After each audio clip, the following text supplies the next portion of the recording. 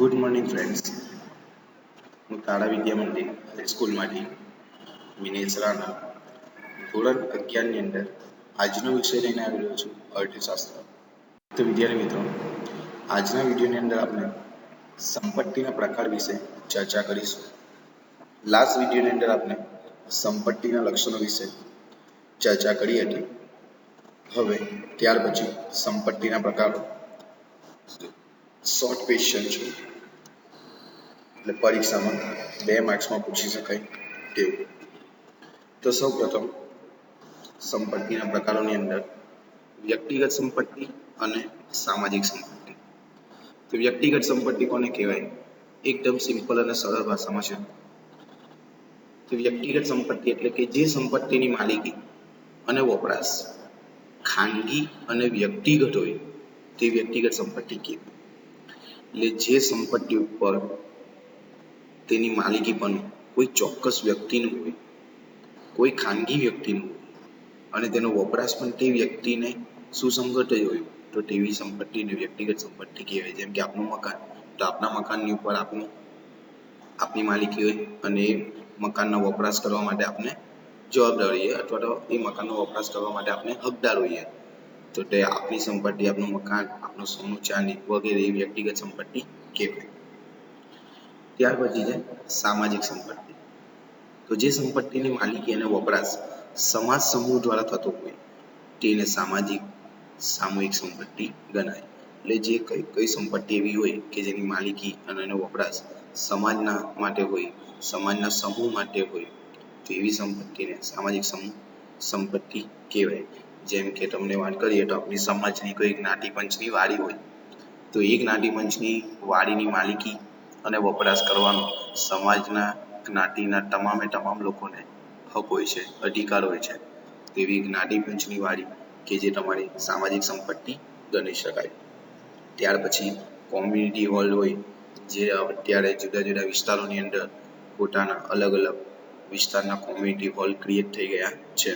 તે community hall, તો તેમાં કોઈ પણ વિસ્તારના કોઈ પણ વ્યક્તિ જે તે વિસ્તારની અંદર કોમ્યુનિટી હોલ રાખી શકે છે. ઇન શોર્ટ, તેની માલિકી અને વપરાશનો જે હક કરો, તેનો જે અધિકાર કરો એ સમાજના તમામ વર્ગને હોય છે. તો તેવી આવી સંપત્તિને સામાજિક સંપત્તિ તરીકે ઓળખવામાં આવે છે. ત્યાર પછી બીજો પ્રકાર છે રાષ્ટ્રીય સંપત્તિ અને આંતરરાષ્ટ્રીય સંપત્તિ. તો રાષ્ટ્રીય સંપત્તિની અંદર દેશની માલિકીની સંપત્તિ, જેને રાષ્ટ્રીય સંપત્તિની માલિકી નીચે એમ કહેવાય. એટલે દેશની માલિકીની જે સંપત્તિ હોય તે રાષ્ટ્રીય સંપત્તિ તરીકે ઓળખાવી શકાય. જેમ કે દેશની અંદર આવેલી નદીઓ, પર્વત, રણ, જાહેર રસ્તાઓ, ઐતિહાસિક ઇમારતો એ આપણી રાષ્ટ્રીય સંપત્તિ કહેવાય. નેશનલ તમારી વેલ્થ કહેવાય, નેશનલ એસેટ્સ કહી શકાય અને વેલ્થ. તો દેશની અંદર આવેલી જે તમામ સંપત્તિ જેને રાષ્ટ્રીય સંપત્તિ, જેમાં તમને ઉદાહરણ આપ્યા છે પર્વત છે, નદી છે, રણ છે, જાહેર રસ્તા, ઐતિહાસિક ઇમારત છે. આમ આપણો સામૂહિક વારસો, ત્યાર પછી સાહિત્ય અને સ્થાપત્ય એ પણ આપણી રાષ્ટ્રીય સંપત્તિ કહેવાય. ઇન શોર્ટ, જે તે નેશનની અંદર, જે તે રાષ્ટ્રની અંદર આવેલી તમામે તમામ વસ્તુઓ, સંપત્તિઓ તેને રાષ્ટ્રીય સંપત્તિ તરીકે ઓળખાવી શકાય. ત્યાર પછી છે આંતરરાષ્ટ્રીય સંપત્તિ. એ જ રીતે વિચાર કરીએ, રાષ્ટ્રીય સંપત્તિના કન્સેપ્ટમાં વિચાર કરવાનો છે તો રાષ્ટ્ર એટલે જે તે રાષ્ટ્રની અંદર આવેલી સંપત્તિ, યા આંતરરાષ્ટ્રીય એટલે રાષ્ટ્રની બહાર.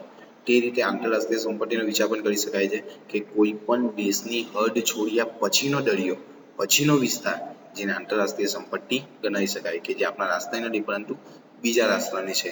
એટલે કોઈ પણ દેશની હદ છોડ્યા પછીનો જે કંઈ પણ સંપત્તિ હોય, જે કંઈ પણ દરિયો હોય, જે કંઈ પણ વિસ્તાર હોય, એને આંતરરાષ્ટ્રીય સંપત્તિ તરીકે ઓળખાવી શકાય.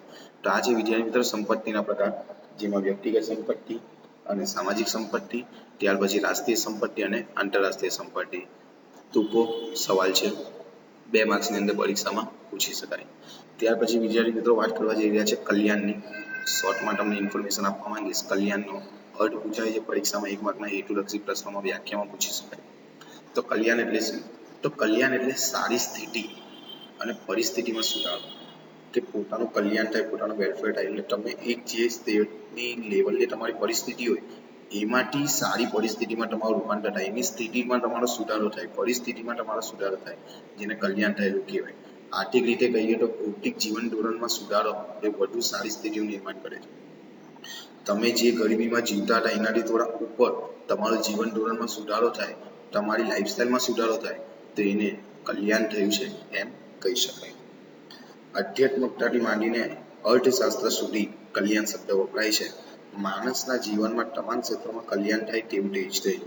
એટલે માણસ પોતાની લાઈફની અંદર તમામ બાબતની અંદર તમામ ફિલ્ડની અંદર ક્ષેત્રોની અંદર પોતાનું કલ્યાણ થાય એવી તે ઈચ્છા ધરાવતો હોય છે. એટલે કે વધારે સારી સ્થિતિ તે ઈચ્છતો હોય છે અને વધુ સારી સ્થિતિ માત્ર ટૂંકા ગાળામાં નહીં પરંતુ કાયમી ધોરણે રહે તેને જ કલ્યાણ કહી શકાય.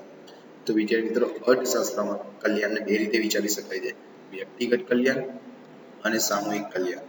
તો આપણે જ્યારે કલ્યાણની વાત કરીએ ત્યારે સામૂહિક કલ્યાણનો વિચાર પણ કરવાનો રહે છે.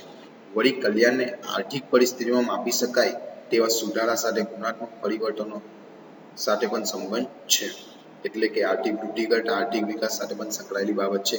માટે કલ્યાણનો મોટો આધાર આવક વૃદ્ધિ કરતા તો આવકની યોગ્ય વહેંચણી ઉપર રહેલો છે. તમે જે આવક પ્રાપ્ત કરો છો એના કરતા એ આવક તમે કઈ ફિલ્ડમાં વાપરો છો, તમારા જીવન ધોરણમાં સુધાર કરવા માટે તમે કયા રસ્તા ઉપર તે આવક યુઝ કરો છો, એ બાબત જ ખૂબ જ મહત્વની થઈ રહી છે. ત્યાર પછી વિદ્યાર્થી મિત્રો, સંપત્તિ અને કલ્યાણનો ટૂંકો સંબંધ છે તે આપણે થોડી ચર્ચા કરીએ. કે સામાન્ય એવું માનવામાં આવે છે કે વ્યક્તિની સંપત્તિમાં વધારો થાય ત્યારે તેના કલ્યાણમાં પણ વધારો થાય છે એવું માની લેવામાં આવે છે. દેશની સંપત્તિમાં વધારો થાય તેથી દેશના લોકોનું પણ કલ્યાણ થાય છે. પણ વ્યક્તિ માટે જે બાબત સાચી હોય તે દેશ માટે પણ ન હોઈ શકે. ઉપર જણાવ્યું તેમ કલ્યાણને આવકની વહેંચણી સાથે સંબંધ છે. દેશની સંપત્તિમાં વધારો થાય પણ તે થોડાક જ લોકોના હાથમાં કેન્દ્રિત થયેલી હોય છે. એટલે તે દેશના બધા લોકોનું કલ્યાણ હોતું નથી કે બધા દેશના લોકોનું કલ્યાણ થતું પણ નથી. આમ કલ્યાણને પ્રજાના સામૂહિક સાંસ્કૃતિક મૂલ્યો સાથે પણ જોડવામાં આવે છે. તો સંપત્તિ અને કલ્યાણનો સીધો સંબંધ માપી શકાતો નથી, કારણ કે અર્થશાસ્ત્ર નૈતિક મૂલ્યના નિર્ણયો કરતું નથી. તો વિદ્યાર્થી મિત્રો, આજના વિડીયોમાં બસ આટલું જ. સંપત્તિના પ્રકારો છે અને કલ્યાણનો ટૂંકો અર્થ આપવાનો છે પરીક્ષામાં. આટલું 2 માર્ક્સનું અને 1 માર્ક્સનું કલ્યાણના હેતુલક્ષી પ્રશ્નો માટે પૂછાય અને સંપત્તિના પ્રકાર 2 માર્ક્સ માટે પૂછી શકાય. તો તમારે આનું ઘરકામમાં આ સવાલ લખવાનો રહેશે. Thank you so much.